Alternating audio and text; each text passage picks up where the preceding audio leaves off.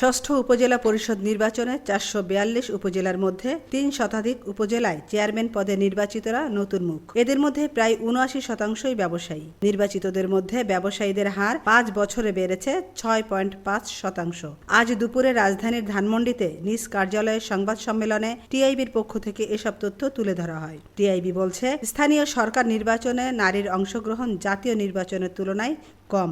নির্বাচনে চেয়ারম্যান পদে নারী প্রার্থী ছিলেন মাত্র ৭৬ জন, যার মধ্যে ১৪ জন জয়ী হয়েছেন।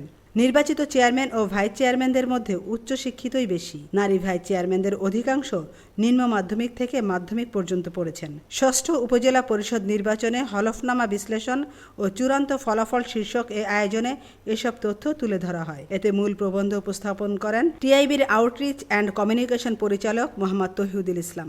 আমেনা ইসলাম, আজকের সংবাদ।